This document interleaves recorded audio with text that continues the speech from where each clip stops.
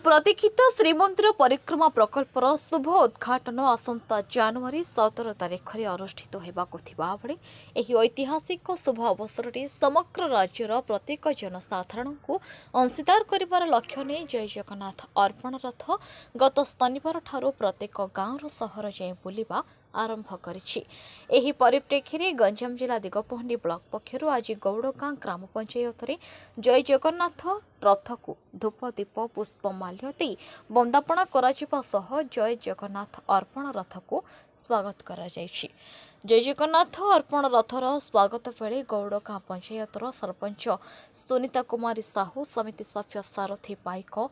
न्याय सरपंच सौदामिनी कुंड पूर्वतन सरपंच संजय कुमार साहू पूर्वतन सरपंच पद्मलोचन पाणिग्राही पूर्वतन सरपंच लोकनाथ पाणिग्राही पूर्वतन सरपंच प्रतिनिधि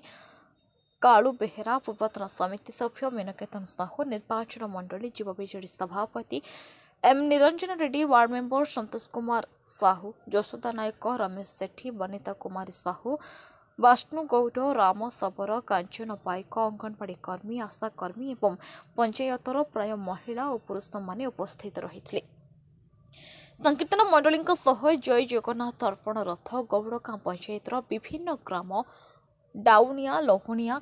जामसाही गाईडा बालीबाड़ एवं बुढ़ाढेप आदि ग्राम परिक्रमा करने सह महाप्रभु जगन्नाथ उद्देश्य प्रत्येक घर गुआ चाउल संग्रह करथिले। पूर्वतन विधायक स्वर्गत डॉक्टर सूर्यनारायण पात्र पुत्र तथा बीजेडी राज्य कार्यकारिणी सदस्य विप्लव पात्र जगन्नाथ संस्कृतिर प्रचार प्रसार करा जायथिला। Bureau report IJP news. नमस्कार मु गौड़ा जड़े समाजसेवी जुर साहू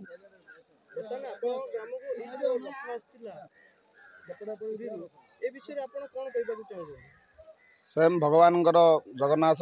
जो रथ आम गाँव आसे पहुँचे आम गाँव पंचायत रे आम अति आडंबर सहित स्वागत कलु एवं से रथ गाँ गाँ बुली डांड डांड बुली गुआ चाउल संग्रह कला ताल कीर्तन घंट बादर सहित उत्साहित मनोभाव में गौड़ा ग्रामवासी एवं दाउणी लहुणिया जामसाही गाईडा आम पूरा पंचायतवासी ए रथ को आडंबर सहित एवं स्वागत जनइछथि। ए रथ परिक्रमा करी प्रथम गौड़ा आसला गौड़ा ठाकुराणी मंदिर ए रथ आरंभ हो पंचायत ऑफिस से प्रत्येक साई बुली एवं बड़ दांड हो तापर दाउणी अभिमुख हो दाउणी भुजंगेश्वर मंदिर ठारे किसी समय रथ को विश्राम दि जाता लहुणिया अभिमुख हो लहुणिया जामसाही गाईडा बालीबाड़ एवं बुढ़ाढेप हो रथ आज कार्यक्रम समाप्ति रही। बहुत बहुत कहीं जगन्नाथ पाक समस्ते ग्रामवासी जापारना तथापि किए न जा रही जाइए प्रभु निजे आसी बर्तमान गाँव में बुली प्रभुंर रथ बुली गुआ चाउल संग्रह कर ग्रामवासी बहुत खुशी।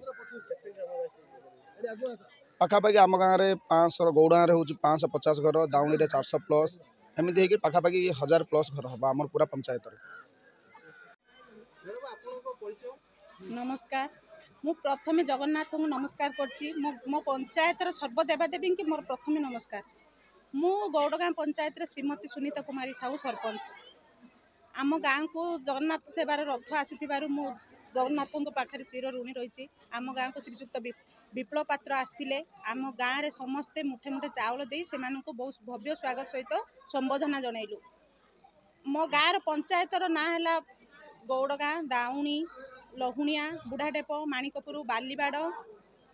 5टी गाँव को लेकिन मो गाँव पंचायत